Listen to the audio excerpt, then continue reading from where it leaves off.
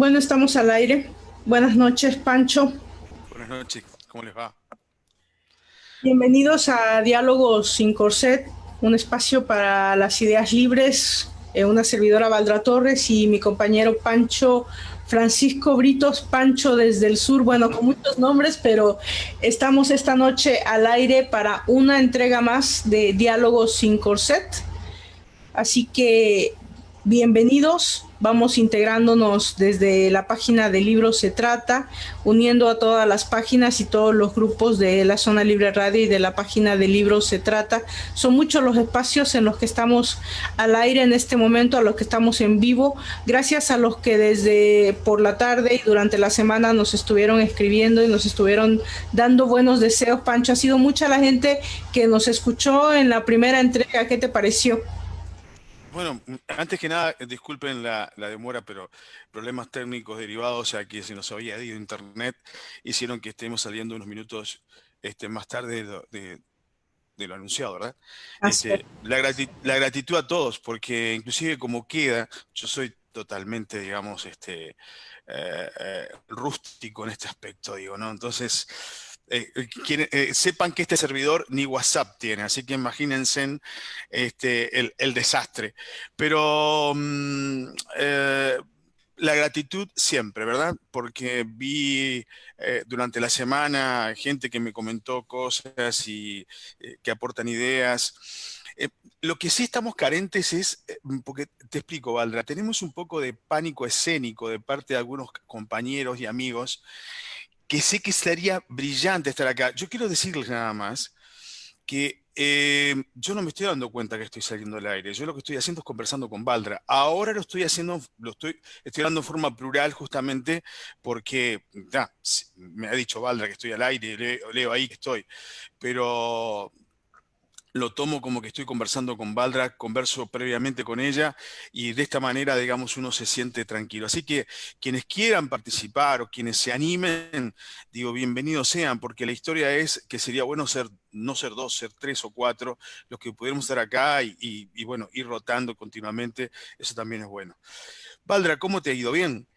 Bien, estamos un poquito atravesados con el tiempo, se nos cayó el internet, pasaron muchas cosas, ya lo dijiste anteriormente, una disculpa, pero estamos muy contentos. Este proyecto ha sido un proyecto lleno de cosas buenas, cosas lindas, porque bueno, hablar de literatura, hablar de libros, hablar de autores, hablar de escritores, siempre es lindo. Y hablarlo con una persona como tú. Entonces, a mí me queda muy bien, no solamente para eh, tener esa alegría de hacerlo, ese gusto de hacerlo, pero también aprender. Es un aprendizaje continuo, la vida es un continuo aprendizaje, nosotros leemos, pero también creemos que de pronto hay cosas nuevas por ir descubriendo, como las que vamos a descubrir esta noche del autor elegido, eh, cosa que tal vez no sabíamos, cosa que hemos descubierto nosotros en el proceso, en esta investigación, bueno, de mi parte. Así que ávida de comenzar este diálogo sin corset. Simplemente decir, Valdra, agregar que lo más bonito que me han dicho en la semana es gente que me ha comentado que estaba buscando poemas de Pessoa para leer. Ya con eso alcanza. ¿Ah? Eso está muy Ya bien. con eso, ya con eso alcanza. No, quiero comentarte, el autor que vamos a tocar el día de hoy eh, es un autor, digamos, a ver, en la literatura hay ciertas particularidades. Hay autores, por ejemplo, que son famosos con un solo libro, estoy tironeando el cable, con un solo libro, y se me vienen a la memoria se me vienen dos autores totalmente disímiles para, si me permiten la licencia, para dar el ejemplo, para ver, que vean la magnitud de este autor. Por ejemplo, yo me estoy recordando a José Mauro de Vasconcelos, el autor brasilero que uno lo nombra y enseguida se acuerda de Mi planta naranja lima, pero no solamente fue autor de Mi planta naranja lima. José Mauro de Vasconcelos, si mal no recuerdo, escribió Las confesiones de Fray Calabaza, Corazón de vidrio, El palacio japonés, Vamos a calentar el sol, Rosiña mi canoa, Lejos de la tierra, o sea, escribió varios libros. Fue un hombre que, digamos, fue actor, escribió guiones de televisión, fue boxeador, fue vendedor de libros, o sea, fue multifacético y fue periodista. Pero lo que hoy es que uno lo recuerda por Mi planta de naranja lima, un libro maravilloso, ¿tá? Un libro recontra tierno, o Meu pé de la naranja lima, pero también, digo, uno se acuerda de esos otros títulos también, ¿no? Por lo menos Vamos a calentar el sol, uno lo recuerda, y Rosiña Micanova también. El otro ejemplo totalmente disímil, por ejemplo, que es Gabriel García Márquez. Gabriel García Márquez uno lo conoce por 100 años de soledad, pero Gabriel García Márquez no es solamente 100 años de soledad. Sí. Gabriel García Márquez es El coronel no tiene quien le escriba, La mala hora, La hojarasca, El otoño del patriarca, La increíble y triste historia de la cándida identidad de su abuela desalmada, Del amor de otros demonios, etcétera, etcétera. Después más adelante, o sea, la obra descomunal indudablemente fue 100 años de soledad. Después más adelante, digamos, escribió El amor de los tiempos del cólera, que fue otro hito. Entonces uno lo recuerda, ese autor lo recuerda, digamos, por 100 años de soledad. Si no te acuerdas de las obras chiquitas, bueno, El amor de los tiempos del cólera marcó un mojón también, ¿no? El autor que vamos a tocar hoy escribió mucho más que estos dos juntos, ¿eh? Para que tengas una idea. Es más, el autor que vamos a hablar hoy, de la persona que vamos a hablar hoy, marcó el fin de una generación literaria, el fin de la generación del 98, el comienzo de la generación del 27, que dicho sea de paso, ¿sabes por qué es la generación del 27? Es increíble. Uno busca qué habrá pasado en el 27. No, no, no. El tema es que José de Espronceda había fallecido en 1924 y se juntaron al tercer año para hacerle, digamos, una conmemoración a la muerte de José de Espronceda, y sucedió en el año 27 y por eso le pusieron generación del 27, no tiene demasiado misterio. El tema es que el tipo escribió un montón de libros, perdonen que yo le diga al tipo, pero es para entrar en la cotidianidad, y debe haber escrito, dicen que en español, escribió el libro, luego del Quijote, el libro de él es el libro más publicado en español. Es más, yo me atrevería a decir que el 100%, mirá lo que te digo, de los colegios en el mundo de habla hispana han tenido el libro de él como libro, no digo de cabecera, pero sí un libro de consulta, digamos. Y su comienzo, ¿tá? El comienzo de su libro, no tengo dudas que es el comienzo más recordado por todos nosotros, o todos los que alguna vez El fuimos más, niños, que yo creo que somos todos, ¿verdad? yo creo ¿El más que qué? el más reconocido, más Sí, reconocible, sí, digamos. sí, sí. No reconocido, pero Sí, sí, sí. reconocible de todos, porque nos lleva a un momento de nuestra vida, sobre todo la infancia, porque nosotros, todos los que, bueno, yo mexicana, todos los mexicanos que me están escuchando, no me van a dejar mentir, reconocemos esas palabras o vamos a reconocer esas palabras desde el primero, porque en quinto y sexto año de primaria era nuestro libro base de literatura. Había mucha referencia acerca de este personaje. Más bien el personaje era Platero, ¿verdad? Todo el mundo reconoce eso, mi memoria va hasta allá. Cada vez que escucho a Juan Ramón Jiménez, lo primero que viene a mi memoria, como dices tú, es Platero y yo. Sí. Sin, sin saber, Ah, obviamente, al principio, de la vasta, fenomenal obra de Juan Ramón Jiménez. ahora, el tema es que indudablemente lo que le pasa, si tú consultas a la mayoría de la gente, un libro de Juan Ramón Jiménez, todos te dicen Platero y yo. O sea, porque lo recordás por eso. ¿Tá? O sea, a diferencia de estos autores en los cuales se diversifica la posibilidad de poder agarrar y decir, bueno, me acuerdo de tal y tal y tal libro, con Juan Ramón Jiménez lo que sucede es que la gente lo encasilló Platero y yo, y ya está. Y el premio Nobel no se lo dieron por Platero y yo, se lo dieron por toda su vasta obra, que indudablemente no solamente tiene que ver con poemas en prosa, con poesía o con ensayos periodísticos, sino que también tiene que ver con las traducciones que también hizo, Increíble. junto con su señora. Sí, sí, impresionante. Impresionante. Esta noche Valdra, tú tienes el comienzo ahí vamos a recordar un poquito a todos un poquito, ¿tienes ahí el comienzo? tengo el comienzo de Platero. Obviamente no podía faltar el comienzo pequeñito, pero vamos a disfrutarlo porque así inicia Platero. Platero es pequeño, peludo, suave, tan blando por fuera que se diría todo de algodón, que no lleva huesos. Solo los espejos de azabache de sus ojos son duros, cual dos escarabajos de cristal negro. Ese es el comienzo de Ese Platero. es el comienzo Platero. Bueno, acá tenemos dos ejemplares, porque también le gustó a la gente que mostráramos los libros, dos ejemplares diferentes de Platero. Quiero contarles, antes que nada, que pueden encontrar ediciones que tengan más historias que otras, ¿tá? Es Claro. simplemente porque él fue agregando historias. Hoy me contabas, Valdra, antes de empezar, que la particularidad que tenía este hombre era que continuamente estaba modificando le estaba agregando, era un creador nato, era impresionante, era Sí, impresionante. La obra es impresionante. para situar, ¿no?, a Juan Ramón en tiempo, ¿verdad? En época, en tiempo. Juan Ramón nace en 1881, el 23 de diciembre, ¿verdad? Él siempre solía decir que nació en el día de la Navidad, pero no nació el día de Navidad, nació un día antes de Navidad, día de Nochebuena, en un pueblito que se llamaba Moguer, en la provincia de Huelva. Y yo creo que para entender la vida y obra de Juan Ramón, su origen, debemos de situarlo en el seno de una familia burguesa, una familia con grandes recursos económicos, viñedos, bodegas, barcos.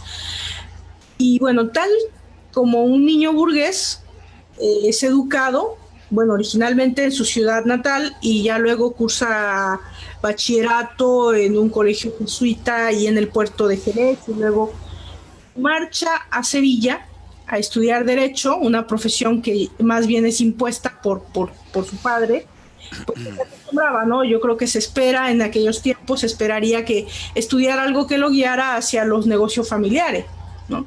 Juan Ramón le dice a su padre que va a estudiar Derecho, pero no lo hace, porque además de estudiar Derecho, él le dice, bueno, yo voy a estudiar Derecho, pero además quiero estudiar pintura.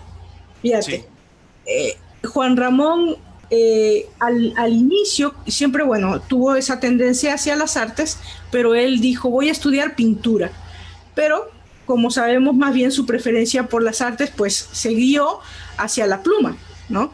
Yo creo que después de pues todas esas ávidas lecturas que le llevaron poco a poco a inclinarse más por la pluma que por el pincel, ¿no? Este jovencito, muy joven, Juan Ramón, comienza a escribir y nos ubicamos en principios del siglo XIX, pues para encontrar sus referentes, de lo que te decía, de lo que te mencionaba un poquito antes de que comenzáramos el programa, sus influencias, por decirlo, sus maestros, ¿no? Eh, yo creo que podemos situar a Gustavo Adolfo Becker, sí, eh, y yo creo que Rubén Darío fue otro de sí. esos. Él era admirador de Rubén Darío. Sí. Admirador, Eh, un admirador de sí, Darío. sí. Un detalle importante, para situarnos en la época, ¿no? ¿Te diste cuenta que es contemporáneo de Pessoa? Sí, sí, te digo, ¿Ah? porque Pessoa nace en el 81, 88, 80, 88, y este nace en el 81. el 81. Era contemporáneo de Pessoa. Estamos hablando de gente del mismo Un poquito tiempo. mayor que Pessoa, no es Sí. Pessoa. Increíble. Y tú sabes que en esa época, Estoy cruzando el charquito porque Pessoa nace en Lisboa y este nace en España. claro, sí, sí, sí, ahí al lado. No, comentarte que en esas épocas era muy común que se publicaran diarios, o sea, tú publicaras tu obra, digamos, en entregas de diarios. Bueno, él hacía eso. ¿Y qué sucedió? El primer libro, que él se llamaba Nubes, ¿tá? Lo llamaron un grupo de intelectuales, donde digo, que estaba los monstruos, Julio Pelicher, Salvador Rueda, Ramón del Valle Inclán, Ramón del lo Valle. llaman y lo llevan a Madrid. ¿Y quién encabezaba todo eso? Nada más y nada menos que Rubén Darío. Lo llevan a Madrid, le agarran el libro, Valdra, Uh -huh. Y él se va al libro muy orgulloso, ¿no? Se lo desguazan al libro. Agarran y dicen, bueno, vamos a separarlo en dos. Esto por un lado y esto por el otro, ¿no? Entonces, el libro le ponen ninfeas por un lado, ¿tá? Que lo imprimen en tinta verde, ¿tá? Con un prólogo nada más y nada menos que de Rubén Darío, ¿tá? Darío, O sea, eso te iba a Rubén, decir. El programa de Feas es de Rubén Darío. es de Rubén Darío, ¿tá? En una pequeña imprenta que es de un librero, o sea, a ver, eran, digamos, cosas artesanales, porque inclusive creo que llegaron eran 200 o 300 ejemplares, más no era, ¿tá? Y después el otro lo publican con el nombre de Ninfeas, ¿tá? Junto con otro libro, o sea, publicaron dos libros juntos, que se llamaba La Copa del Rey del Tule, o La Copa del Rey Tule, ¿tá? Que era una obra de otro autor de la época, que se llama Francisco Villaespesa, ¿tá? Y este fue editado en violetas, ¿tá? En color violeta, ¿tá? Eh, y constaba de 20 poemas. Perdón, Ninfeas era el primero, el segundo era Alma de Violetas, por eso fue publicado en color violeta. Si yo me confundí, ¿tá? Ninfeas era en color verde, Alma de Violetas en color violeta, ¿tá? Ahí es cuando se editan los primeros libros de Juan Ramón Jiménez, cuando se da a conocer Juan Ramón Jiménez. Él vuelve porque se aburre, vuelve, se va porque se aburre. Era bastante Sí, particular Juan Ramón.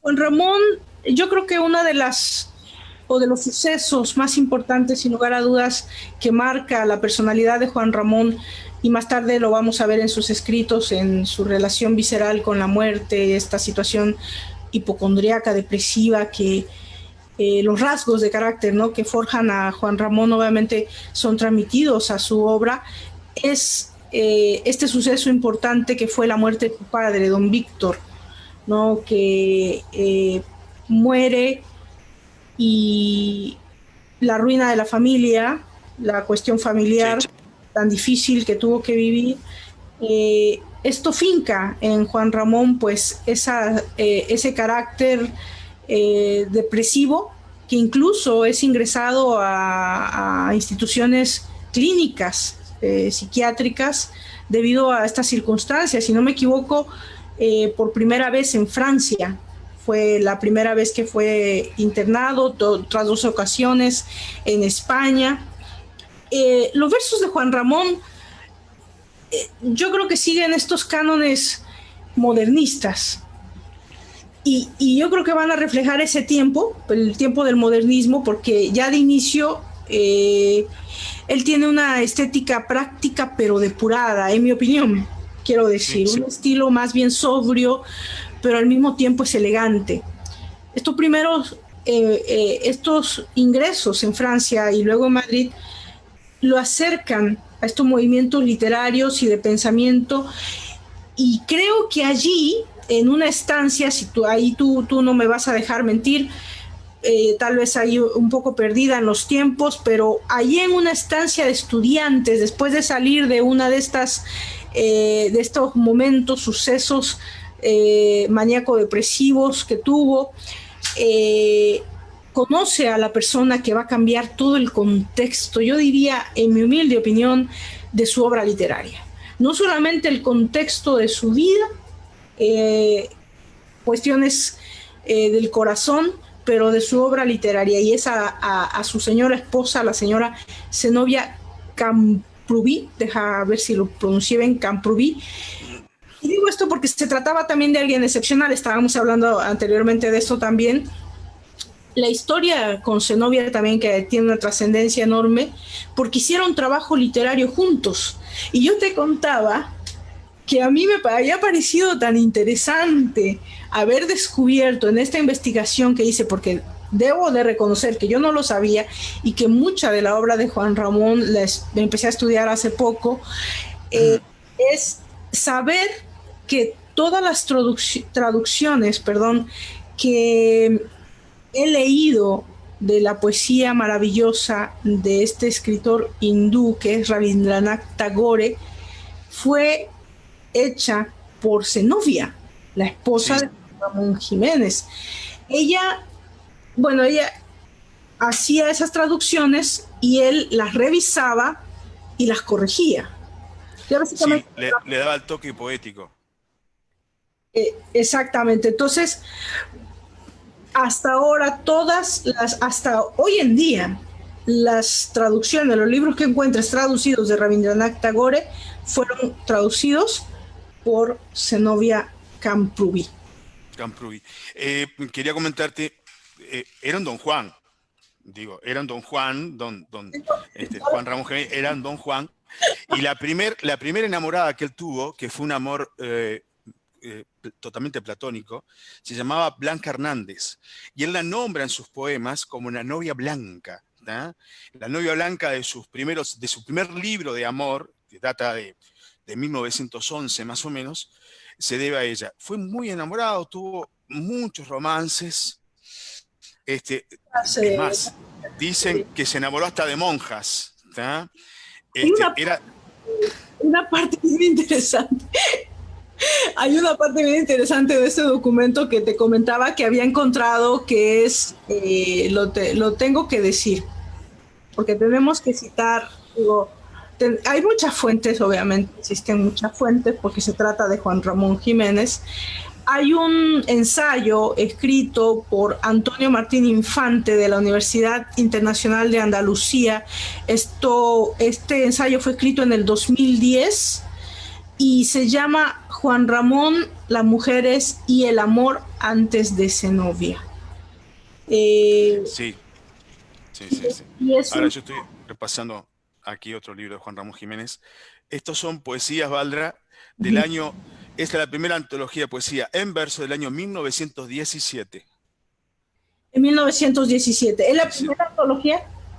Es la primera antología de poesía en prosa, Oh, en ok. prosa, en prosa, de 1917. No, te quería comentar otra cosa. Uh-huh. Digo, después de esto, él viaja a Madrid en 1903 y se enamora de una ciudadana norteamericana que se llamaba Louisa Green, que era descendiente de los hermanos Green, de los cuentos. ¿Tá? Eso me Era, contabas. era una mujer que estaba casada con un magnate, digamos, español, pero que tenía muchísimos negocios en astilleros y negocios en México, y que la trataba muy mal. Entonces logra separarse ella de él, el hombre era alcohólico también, y Juan Ramón le ofrece casamiento, y ella le dice que no. Después, lo más importante es que Luisa Green, qué importancia tuvo en la vida de Juan Ramón. Aparte de que él se enamoró, fue la primera persona que lo introdujo en la lectura en inglés de los poetas románticos ingleses, ¿tá? Y norteamericanos. Y a su vez también colaboró él, o sea, hizo lo mismo que iba a hacer después con Zenobia, lo hizo primero con esta mujer. Esta mujer hicieron la traducción en español del Himno a la Belleza Intelectual de Shirley. Shirley era un poeta inglés que fue más conocida y tuvo más importancia la señora de Shirley que el Uh-huh. propio Shirley. Porque la señora de Shirley se llamaba Mary Shirley, o sea, porque adoptaban el apellido del esposo, y fue la autora de El Nuevo Prometeo, que es nada más y nada menos que Frankenstein. ¿Ah? Sí, de Maricel. Sí. Mary Shelley, Frankenstein. O sea, todas estas historias, ustedes saben que cuando nosotros hacemos Con el cielo al revés, siempre contamos la historia de que siempre decimos que las historias se encadenan, ¿no? O sea, ustedes dirán, ¿cómo salió con Frankenstein? Bueno, es justo de la casualidad que le hicieron la traducción, porque aparte hablaron con este hombre, le hicieron la traducción de la obra, ¿tá? Y, de esta obra. Pero después el amor de la vida de él indudablemente fue Zenobia, ¿tá? Que inclusive se comenta que había poemas de Juan Ramón Jiménez, firmados por Juan Ramón Jiménez, que en realidad los hacía Zenobia, porque Zenobia tenía una importancia intelectual igual o más alta que la de Juan Ramón. ¿Tá? Fue una figura importantísima. Como todo poeta, como todo artista, pues tenía esa cuestión del amor a flor de piel, ¿no? Era enamoradizo, tuvo relaciones más bien de carácter solo sexual, hablábamos de una de ellas al principio, como tú mencionas, algunos romances por ahí, incluso con, me imagino, en tiempos escolares con algunas monjitas y ese tipo de... Hay mucha tela de dónde cortar en cuanto a los amores a las mujeres que Juan Ramón Jiménez amó y a las que les dedicó muchos de sus poemas. Susana Almonte, una de ellas. Por aquí tenemos a Georgina Hafner, de la que tú también me hablabas. Una vez que había terminado con Luisa Grimm, Juan Ramón tiene esta lasciva excepción, vamos a decirlo así, con sí, Susana Ponte, y llega con Georgina Hafner, y bueno, pero nos ubicamos en tiempo. Él conoce a su esposa, a la que va a ser su esposa, en 1913. Se enamora profundamente de ella y tuvo un noviazgo un poquito difícil porque hizo varios viajes a Francia, luego a Estados Unidos, pero en 1916 finalmente se casan. Vamos a... Ahí hace un libro de poemas que se llama Diario de un poeta recién casado. Diario de un poeta recién casado, uno de los más interesantes y más comentados de Juan Ramón. Sí. Y este hecho y este descubrimiento va a ser decisivo, este redescubrimiento del amor en Juan Ramón Jiménez va a ser muy decisivo en su obra. Yo creo que ahí es donde marca una frontera literaria. Realmente se dedica con su esposa a traducir 22 obras completas. Sí, Hindú Rabindranath Tagore.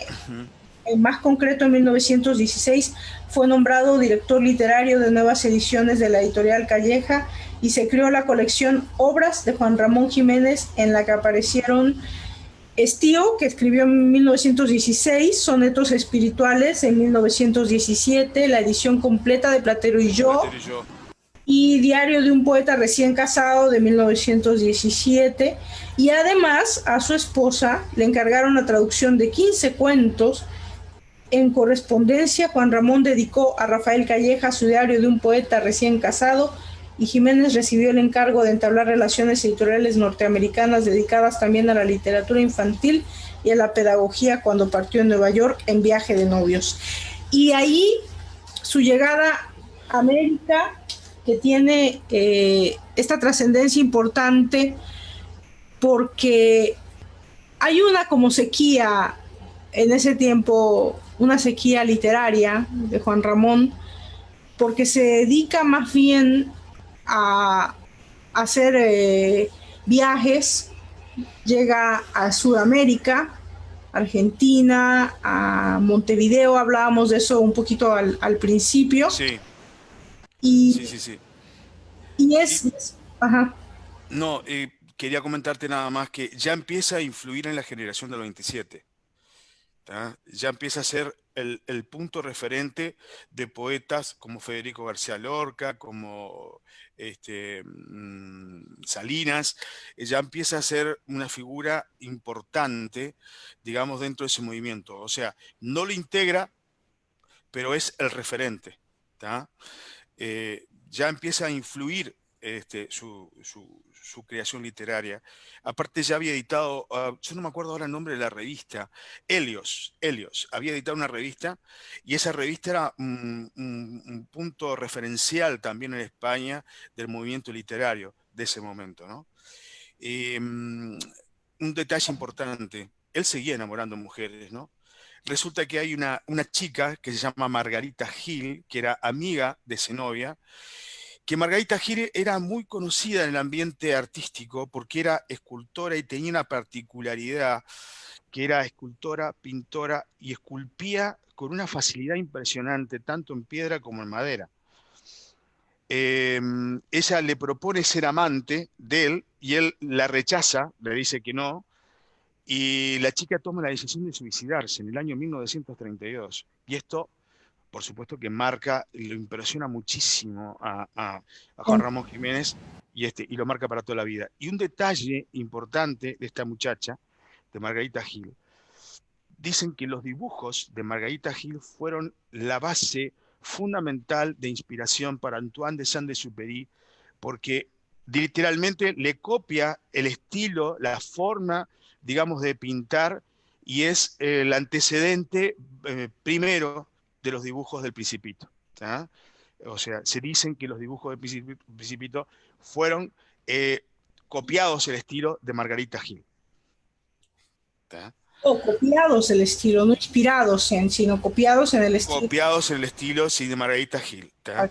Yo no he visto, no he tenido oportunidad, pero quienes han visto dicen que son, la ves y parece que fuera, decís, lo dibujó la misma persona que dibujó El Principito, y hizo los dibujos Margarita Gil. En eso se apoyó Antoine de Saint-Exupéry, que aparte la conocía, para hacer los dibujos del Principito. Fue famoso en ese momento el tema del suicidio de esta chica, ¿no? Bueno, es otra de las cosas que en un espíritu depresivo como el de Juan Ramón, indudablemente dejó mella, ¿no? Aparte, ya en esos momentos empezó las primeras señales de la enfermedad de Zenobia, que lo va a durar hasta la muerte, ¿verdad? A la muerte. Y también va a marcar a Juan Ramón. Y ubicar en tiempo también la generación del 27, la situación política de España, la guerra de España, que también ahí es a donde también hay un parteaguas en la vida de Juan Ramón. Él sale de España, ¿verdad? Sale de España. No tiene más interacción, ya sale para no volver, de alguna manera, después de la toma de Franco en España. Y yo creo que ahí hay una permanente, yo diría, inquietud, una constante búsqueda que explican esta evolución, este estado del más noble, ¿no? de Juan Ramón, que resume sus caminos recorridos por la poesía española hacia las nuevas formas, esta trayectoria que se ve interrumpida por la cuestión de España, pero que no deja de hacer mella en las futuras generaciones. Juan Ramón tiene una evolución en su poesía increíble. Quien ha podido hacer estudios, porque obviamente Juan Ramón tiene muchos estudiosos de su poesía, de su trayectoria, que ha pasado por diferentes etapas, desde una poesía muy sencilla en sus comienzos, una poesía envuelta en estos ropajes de modernismo, en esta etapa de depuración progresiva, pero después se dirige hacia una poesía que muchos definen como una poesía más desnuda, obviamente más depurada que las galas modernistas, pero también la vuelve más sensitiva, más intelectual, como que más verdadera. Yo podría decirlo de esa forma, como que más verdadera, desde sus inicios en 1915 hasta, digamos, 1936, por ahí más o menos. Sí, más o menos hasta el 36, que es cuando él se va de España. Exacto. No te olvides también del gesto que tuvo, que me parece que lo marca. Él cae en otra depresión también cuando se entera del fallecimiento de su sobrino, que él adoraba a su sobrino, que era falangista. Entonces él decía que las ideas que pudiera tener el sobrino no tenían absolutamente nada que ver con el amor que sentía por ese sobrino. Y es más, se compromete, porque aparentemente era un poeta que no era comprometido, pero en su casa, en su piso, corre riesgo la vida de él y de su mujer porque alojan a 12 chicos huérfanos de la guerra. ¿Ah?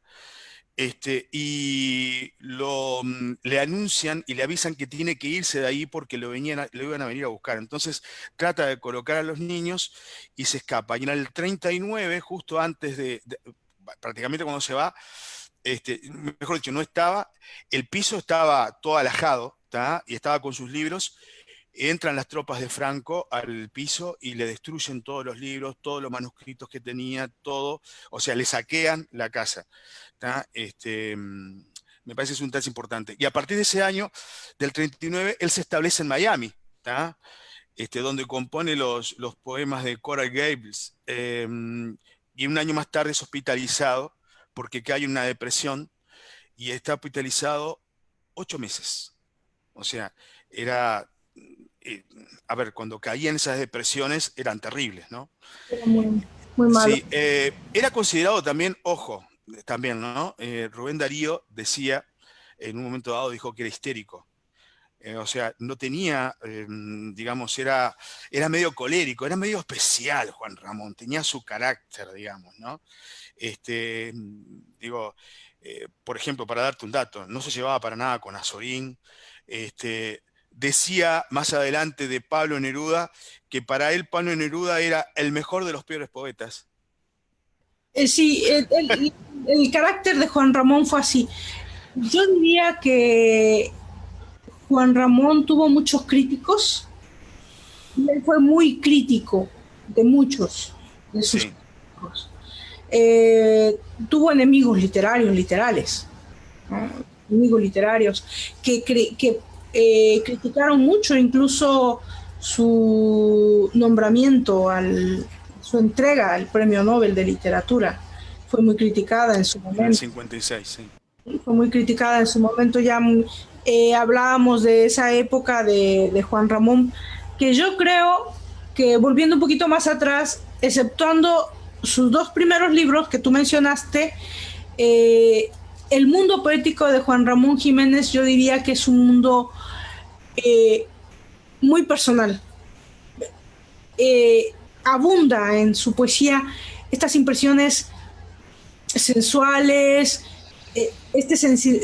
¿cómo le diría? Sentimentalismo reiterativo, monótono, que se manifiesta un poco como más melancólico, lleno de vaguedad, pero también como una característica muy propia de él, estos pasajes silenciosos, esta cuestión de los sentidos, tocaba mucho los atardeceres, los amaneceres, los colores claros, los fríos, los transparentes. Había muchas sensaciones en su literatura, pero después, cuando llega a América, si tú lo llegas a notar, existe un cambio importantísimo en su obra poética. Se vuelve más sombrío, eh, menos ornamental que al principio, que era Ujú.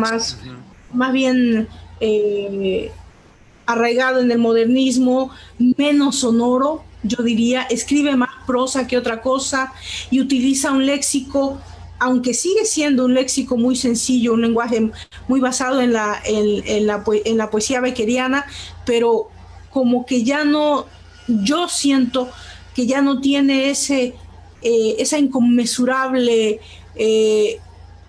como esa alegría que tenía antes en su obra poética. Sigue siendo bella, sigue siendo sencilla, sigue siendo inspirada, pero yo siento que sigue habiendo esa constante en él, ese terror que él tiene hacia su misma poesía. Y te voy a explicar por qué eso. Porque lo que he podido saber, lo que he podido investigar acerca de los estudiosos de Juan Ramón Jiménez, él era una persona que rehacía sus poemas y es una cosa que a mí me asombró. Sí, Y a mí me asombró muchísimo porque para que un poeta vuelva a estar en la circunstancia, en el momento de volver a escribir el mismo poema, porque como te lo decía anteriormente, cuando tú escribes un poema estás en una situación emocional. Escribes un poema de amor porque estás enamorado o un poema de amor porque estás desenamorado, pero escribes en base a un sentimiento, a una situación emocional que tiene fecha, que tiene hora, que tiene una circunstancia. Cuando tú reescribes un poema de la manera en que Juan Ramón lo hacía, ¿cómo te puedes ubicar de nuevo exactamente en esa misma circunstancia y en ese sí, claro. momento? Es increíble. Sí. Cuando yo escuché eso, eh, yo me quedé sorprendida y incluso mencionan que la primera antología poética que escribe Juan Ramón, la editorial, no recuerdo en este momento el nombre de la editorial de la primera antología poética, le estaba apresurando, tenía tiempos precisos de entrega, le estaba apresurando y él no paraba de reescribir, no solamente de arreglar, de hacerle cambios estéticos o algunas cuestiones a su obra ya publicada, pero sino rehaciendo la mayoría de sus poemas, de tal modo que cuando él entregó la primera antología poética, él ya comenzó a reescribir la segunda antología poética y después les dijo, ¿saben qué? Publíquenla como ustedes quieran, porque si yo la sigo arreglando, Sí, no voy a terminar. no voy a terminar. No voy a No, no, terminar de escribir. impresionante. E inclusive es más, me encantaría tener la posibilidad de leer alguna de las cartas, porque para él las cartas eran fundamentales dentro de su creación literaria. Porque otra cosa, a ver, falleció en el 58, Sí. ¿verdad? Pero el tema es que se siguieron publicando libros de él hasta, hasta el 90. Porque ¿qué sucedió? Se encontraron tanto en Miami como en España, como en Puerto Rico, manuscritos de Juan Ramón Jiménez, que eran como ese cofre mágico que encontramos la semana pasada con Pessoa. Bueno, aquí él lo tenía desparramado ¿cómo es? En dos continentes, en forma impresionante, digamos, ¿no? O sea, eran obras y obras que él tenía y bueno, que después de fallecido empezaron a publicarlas también, ¿verdad? Y las cartas eran algo fundamental, donde en las cartas entras a ver, digamos, porque no solamente son las cartas que él escribe, porque él hacía copia de las cartas que escribía, sino que entras a ver también la relación que tenían otros escritores con respecto a él, ¿no? Que es otro de los temas, ¿no? Cómo el tipo subyugaba de manera tal que lo admiraban y muchos de ellos que fueron, digamos, agradecidos y que inclusive los exteriorizaron hacia Juan Ramón, como Pedro Salinas, por ejemplo, lo terminan, no digo traicionando, sino que terminan peleándose con él y las peleas de los escritores no se hacen muchas veces de frente a frente, digamos, no se hacen de forma personal. Muchas veces, como vimos la otra vez en el programa Con el cielo al revés, lo hacen en editoriales de revistas o lo hacen, digamos, por carta o lo hacen directamente, digamos, publicándolo en algún lugar. Nosotros nos acordábamos de la pelea entre Mario Vargas Llosa y Mario Benedetti. Bueno, esto también le sucedió a él con Pedro Salinas, por ejemplo, ¿no? Que Pedro Salinas dijo que la poesía de Juan Ramón Jiménez había vuelto una poesía falsa, inhumana, agonizante y espectacular. Agonizante y espectacular. Sí. O sea, contradictorio, pero... ¿ah? Y bueno, y junto con Pedro Salinas estaban Jorge Guillén, Damas Alonso, José Bergamín, toda gente de la generación del... Termina peleado con todo, Juan Ramón. A ver si nos entendemos. Toda la generación del 27 que lo tomó como, como, Como referente. como referente. Es más, Juan Ramón les escribe una carta que le dicen, quedan hoy retirados trabajo y amistad, ¿tá? Y escribe, para JRJ, asesinado, él pone JRJ, asesinado en 1934 por sus discípulos, PS, JG, DAJB y sus paniagudos. O sea, estaba diciendo, Juan Ramón Jiménez en este momento ha sido asesinado en 1934 por sus discípulos Pedro Salinas, Jorge Guillén, Damas Alonso y José Begarmín. O sea, cómo lo expresaba él de esa manera. Otro detalle importante, no le gustaba escribir con G, escribía con J. Puta. ¿Tá? Él reemplazaba la G por la J. Punto. Él decía que estaba bien así la forma de escribir. No sé si tenía algo que ver creo que era la forma de escribir anterior. Y bueno, y lo refleja, ¿no? Están los Jiménez con G, él era Jiménez con J, y él escribía todo con J. Interesante.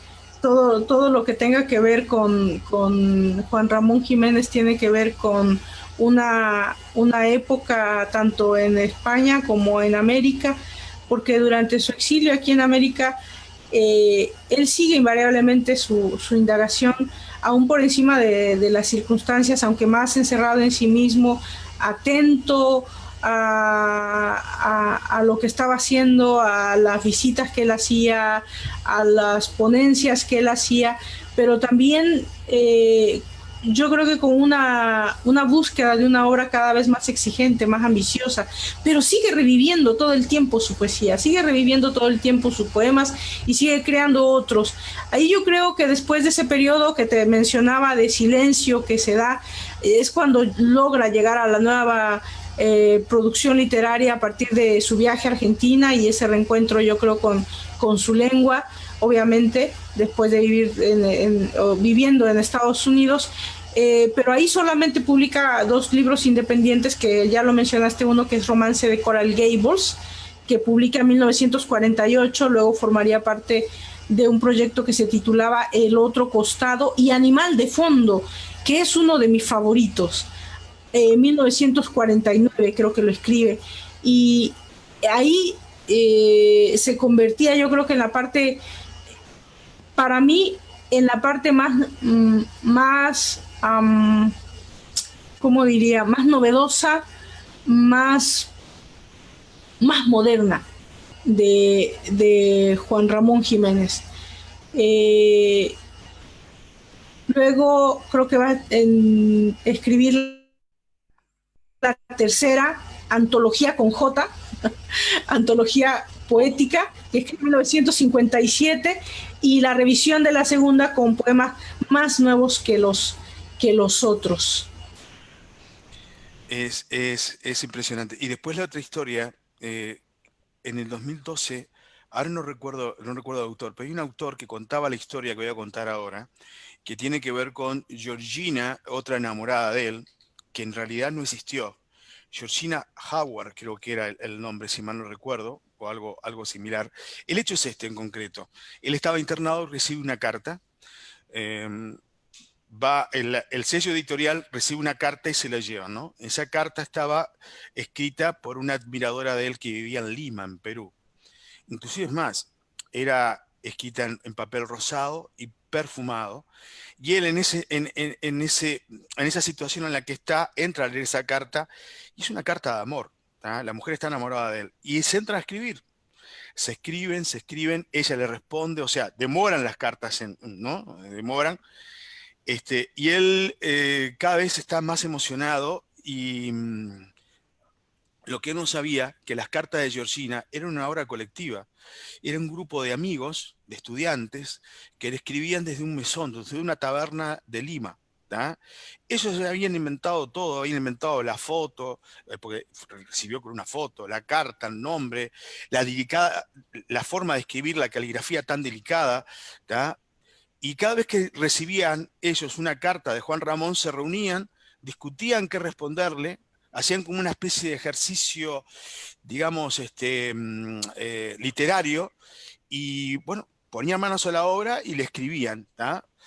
Y con el paso del tiempo, carta va, carta viene, las cosas fueron modificando y bueno, Juan Ramón se fue enamorando, ¿no? Y hasta que un día Juan Ramón agarra y les dice que va a embarcar para Lima. Ahí quedaron despavoridos. ¿Qué tuvieron que hacer? Tuvieron que agarrar, no sabían cómo hacer para decirle que era toda una mentira. Tuvieron que agarrar, ir a consultar con el cónsul de España, ¿tá? Porque tampoco eran, a ver, eran jóvenes intelectuales y eran de la clase alta de Lima, ¿no? Fueron a hablar e inventaron, ¿tá? Con el cónsul de, mejor dicho, hablaron con el cónsul de España y hablaron después con el cónsul del Perú en Andalucía. Entonces, un día va el cónsul de Perú en Andalucía, le golpea a Juan Ramón y le lleva una carta donde le dice que esta chica, Georgina Hübner, había muerto. Entonces, de esa manera pudieron evitar que Juan Ramón fuera a visitarla, ¿tá? A, a Lima. Después Juan Ramón se enteró porque después le contaron, después se enteró que era todo un truco, ¿no? Era todo un ejercicio literario del cual él se había enamorado, ¿no? A ver, tiempos donde una carta demoraba una eternidad, donde... Eso te iba a decir, tenemos que ubicar en los tiempos. Claro, sí, claro. Esa ubicación de lo que hoy, de las comodidades que nosotros tenemos hoy, o sea, a ver, las comodidades que nosotros tenemos hoy nos permiten una comunicación fluida, única, pero nos quitaron el romanticismo, eso no cabe duda. Sí, sin lugar a dudas, pero tiene muchas ventajas también. Sí. Tiene muchas ventajas esa cuestión. Nos encontramos ya cerca de la muerte de Juan Ramón, pero no se da, y obviamente no podríamos nunca dejar de hablar del momento en que Juan Ramón recibe el Premio Nobel de Literatura, o no recibe el Premio Nobel de Literatura. No, en el 56, claro, sí. 56. Hay una narración que habla del momento, de las circunstancias que estaba pasando Juan Ramón, que era precisamente la enfermedad de su esposa, de Zenobia Camprubí, que tenía cáncer. Ella estaba ya muy enferma. Hay que hacer notar esto. Juan Ramón se convirtió, o la relación con Zenobia se convirtió en una relación muy simbiótica. Era una cuestión, no solamente que eran un equipo de trabajo increíble, porque hacían tantas cosas juntos. Ella le hacía los escritos a máquina, ella le ayudaba con todo lo que tuviera que ver con su obra, con su literatura, pero también como musa, como inspiración de su obra, y todo lo que tiene que ver con esta relación que se vuelve de una forma en la que no se puede concebir a Juan Ramón Jiménez sin Zenobia a su lado. Entonces ella se enferma, ella ya está muy mal, cuando un amigo cercano le menciona que le han dado el Premio Nobel de Literatura a Juan Ramón, pero que todavía no puede decírselo porque por cuestiones de la academia, tenía que haber todavía algunas cuestiones que tenían que arreglar, y todavía no se lo podía decir, y ella les pide que se apuren, que se apresuren a hacerlo, porque ella presentía que ya su muerte estaba cercana, y ella quería ser quien le dijera a Juan Ramón que había ganado el Premio Nobel de Literatura.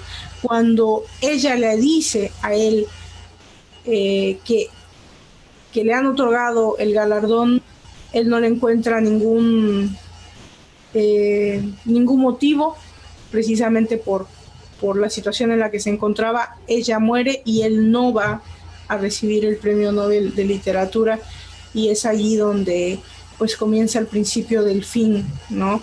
Incluso en este documento que leí se menciona que tiempo después él iba todas las tardes a visitar a Zenobia, y se sentaba a platicar con ella, se sentaba a charlar con ella. Imagínate la circunstancia, la situación, con la situación emocional con la que siempre vivió Juan Ramón. Debió de haber sido, o fue fatal, la pérdida de Zenobia. Él muere 2 años después, increíblemente muy pronto después de la muerte de Zenobia. Y bueno, nos queda su obra, nos quedan sus historias, nos quedan sus amores, nos queda su carácter, ese absoluto que fue Juan Ramón, ese referente de todos los que hablamos esta lengua maravillosa que es el español. Sí, es así. Yo creo que Juan Ramón siempre nos va a mantener a nosotros en esa poética ideal, sencilla, en ese romance, en esa canción, en ese soneto, en esa sensación melancólica que siempre nos va a hablar de aquella época que trasciende, ¿no? Que ha trascendido la atmósfera más bien, yo diría que hasta mística de su poesía. Y bueno, versos que nos deja esa poesía, esa unión con la divinidad que yo le llamo a la poesía, porque para mí la poesía es una unión con la divinidad, con la belleza, con el universo. Y para mí eso fue. Para mí Juan Ramón Jiménez es sinónimo de poesía, de belleza, de esas que pueden salvar a los hombres, ¿no? Sí, indudablemente, Que los vuelven eternos. indudablemente. Para mí es una parte importantísima de esa creatividad de Juan Ramón, fuera de la historia maravillosa que nos deja con su obra y con su vida. Valdra, tú estás ahí en Boston. Estamos hablando de Boston, año 2020, ¿verdad? Bueno, yo quiero, son tres palabritas nada más. Leerte algo de este libro, Uh -huh. diario, ¿tá? De Juan Ramón Jiménez, que lo escribió en 1916. 1916. Entonces, hay un poema que se llama De Boston a Nueva York, se llama el poema, ¿no? Pero cuando empieza dice, Sevilla, Triana, ah, no, rojas, hojas secas, ruedan leves y raudas, hacia Boston, que da una vuelta y se pierde, con el viento helado, sobre la nieve inmensa y dura. Una varida de sol, adiós, hojitas, adiós. ¡Ay, qué lindo! Pero es Boston, ¿no? Es Boston ahora, en 2020, ¿verdad? Tú siempre me dices, no conozco Boston, pero tú siempre me dices que es hermoso el otoño en Boston. Digo, supongo que aquí te ves reflejado otoño e invierno de esa manera, ¿verdad? Me recordó a las hojitas precisamente el día de hoy, estando en YouTube, me encontré con una recomendación de esas que tú abres un video y te dan una recomendación ahí de lado, con un video que yo hice hace muchos años, no recuerdo exactamente, unos 6 añitos, tenemos 7 añitos con la radio, más o menos en aquellos tiempos hice un video con la canción Honrar la Vida de Mercedes Sosa. Ujú. Y le incluí unas fotografías que yo hice cuando estaba recopilando material para el primer poemario. Y hice mucha fotografía en sepia y la mayoría son fotografías de Boston. Claro. Tienen, y en esa época, precisamente en el otoño, de la caída de los árboles, que tienen unos colores maravillosos, entre anaranjado, amarillo, un poquito más oscuro, un color hermoso en los campos de Boston, que yo los invito obviamente a visitar cuando ustedes quieran. Eh, y me hiciste recordar ese momento con esa... Claro, Es, era la magnitud de lo que quería, en pocas palabritas, de lo que quería comentarte. Bueno, esto es la generación del 27, que fue la generación en la cual él tuvo la influencia, que fue, digamos, la figura, no integró la generación del 27, pero fue, digamos, la guía de dicha generación. Después terminó peleado con todos, ¿no? Como dijimos. Valdra, comentar para el próximo, el próximo encuentro. Bueno, antes que nada, eh, hablaste de Mercedes Sosa. Hoy se cumplen 85 años del nacimiento de la cantante argentina, que una voz imprescindible, ¿no? No solamente por lo que cantaba, sino por lo que expresaba con su forma de ser. Eso es importantísimo. Por lo que era ella en sí, ya no como cantante, sino como ser humano. Este, por su solidaridad, por su forma de ser, etcétera, etcétera. Eso por un lado. Comentarles que mañana en Con el cielo al revés vamos a tener música. Nosotros acá tenemos la carencia de no poder compartir música. Vamos a tener música de Mercedes Sosa, entre otros, algo de Gilberto Gil también. Y vamos a compartir la historia, entre otras cosas, primero de un autor español, un periodista español, algunas cosas muy interesantes, y después la historia de una poetisa japonesa que escribía los poemas muy similares a Juan Ramón Jiménez, pero ¿verdad? nunca lo conoció. Nunca lo conoció. Muy similares a Juan Ramón Jiménez, que fue una poeta que, no la, que se suicidó, ¿ah? que la casaron obligada. Es una historia muy rara. Ella estaba enamorada de un chico que supuestamente era el primo, y no era el primo, era el hermano. Y no sabía que era el hermano. Al final, para que no sucediera, digamos, eso trágico, que se casara con el hermano, la obligan a casarse con un hombre que la trataba mal. Ella luego se suicida porque tiene una hija con ese señor, pero el señor le quita a la hija, entonces decide suicidarse. El tema es que los poemas de ella los tenía escritos en cuadernos, y cuando viene la Segunda Guerra Mundial, parte de esos cuadernos desaparecen.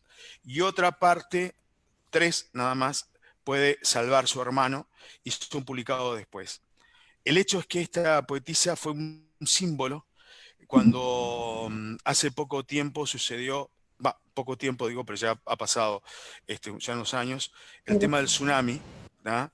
Cuando sucede el tema del tsunami, se toma como ejemplo la poesía de ella para ilustrar la tenacidad, el esfuerzo y el tesón, digamos, del pueblo japonés. Así que vamos a hablar un poquito de ella mañana en el programa Con el cielo al revés, compartiendo y recordando a Mercedes Sosa, entre otras cosas.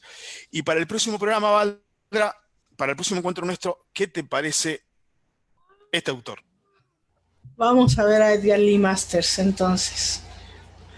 ¿Qué te parece? ¿Qué te parece?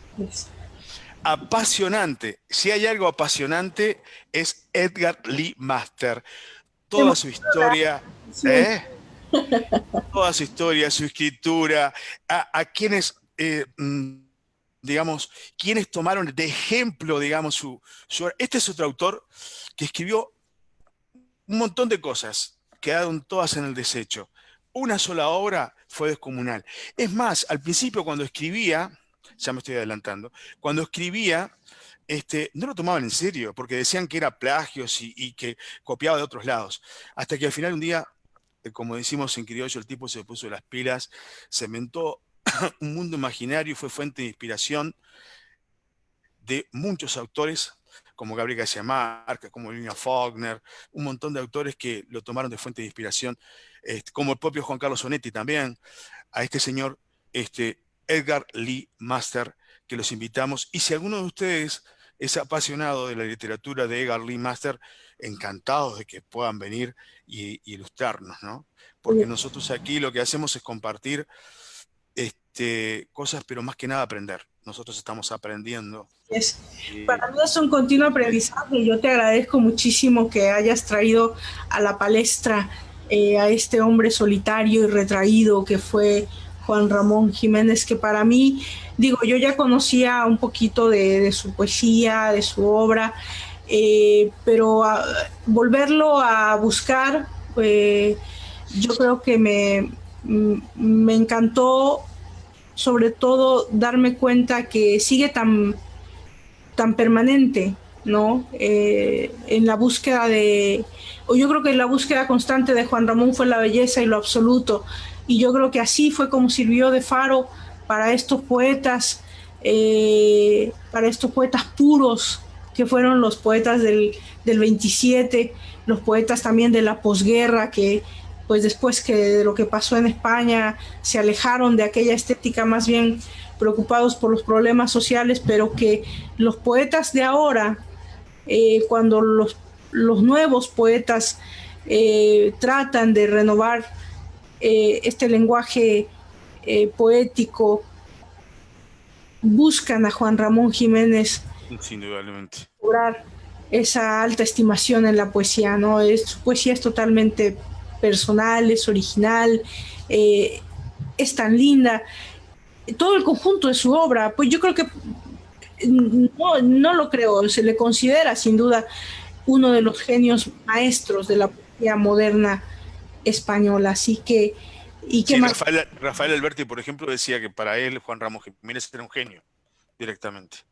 Nada menos que Rafael Alberti, ¿no? Que fue una de las figuras máximas de la literatura española, sentía una profunda admiración por Juan Ramón Jiménez. Así que yo te agradezco mucho que me hayas hecho volverme a reencontrar con la poesía pura, que esa de la que difícilmente nos deberíamos alejar, pero que cada vez nos alejamos más, ¿no? Muchísimas gracias y listos para Con el cielo al revés el día de mañana, hacerles la atenta invitación para que mañana en punto de las 7 de la noche, hora del este, aquí en los Estados Unidos, y 8 de la noche allá en el sur, nos encontremos Con el cielo al revés para escuchar música, para platicar y para reencontrarnos con la belleza absoluta de la Zona Libre Radio. Muchas gracias, Pancho. Valdra, una consulta nada más antes de irnos. De mente abierta, ¿en qué estamos? De mente abierta, el lunes salió ya el séptimo capítulo. Estoy emocionadísima con el octavo que va a salir esta semana. En el séptimo, Valdra, qué padre, ¿eh? Me mató, digo, quedé... Qué historia, ¿eh? ¿Qué historia? Fíjate que recibí algunas cartas, mensajes de personas que lo escucharon y que me dieron sus puntos de vista, sus opiniones. Como te lo dije Con el cielo al revés de la semana pasada, cuando yo hice el tema, que yo ya lo conocí desde su origen, fue muy difícil para mí tomar la decisión de hacerlo, sí, pero lo hice. Y fue un descargue emocional para mí. Hacer este tipo de programas es muy lindo porque lo disfruto, me gusta, pero también trato de que tenga esa parte, como te digo, de mensaje. Y aquí lo que podemos rescatar, si es que hay algo rescatable, pues fue el que a veces tenemos que buscar, ¿no?, más allá de lo que se ve a simple vista, no solamente en las relaciones personales, pero también en nosotros interiormente, en lo que pasa dentro de nosotros, y cómo el fallo del sistema tan grande que tuvo, que no pudo salvar a estos dos niños, porque sí pudieron salvarlos, y eso sí me dio un poco de coraje. Así que yo los invito, estamos hablando, Pacho y yo, tal vez divariando, muchos tal vez no saben de lo que hablamos, pero hablamos de un proyecto muy lindo que son podcasts en De Mente Abierta Podcast. Lo buscan ahí en Facebook y nos van a encontrar. Suscríbanse a mi canal de YouTube, que es De Mente Abierta Podcast, también allí. Y también los invito, por cierto, y qué bueno que me recordé ahorita de YouTube. Ya vamos a dejar de lado De Mente Abierta, los invitamos a escuchar el podcast, por supuesto, pero ya tenemos canal de YouTube de Diálogos sin Corset. Mañana vamos a colgar este videito allí en YouTube, y vamos a estar colgando algunas cuestiones relacionadas con lo que hagamos aquí, con los escritores de los que hablemos, con el trabajo de lo que hayamos hablado aquí. Vamos a llevarlo a nuestro canal de YouTube, así que los invito a buscar Diálogos sin Corset en YouTube. Les vamos a pasar el enlace muy pronto para que se suscriban, le den clic a la campanita y nos ayuden a darle más visibilidad a este proyecto que es maravilloso, que me encanta. Y ya vamos a tener más espacios. Obviamente tenemos el maravilloso espacio de la página de Libros Se Trata, con el montón de suscriptores que tiene, pero queremos darle más visibilidad al proyecto y lo vamos a llevar a YouTube. ¿Qué te parece, Pancho? Brillante. Y ahora que nombrabas también, quiero recordar también y nombrar a Silvia Visconti, a María Isabel, que es alma mater de todo esto, María Isabel, Anita Ramos, Orieta, digamos, y toda la gente que ahora se me pueden escapar muchos, ¿verdad?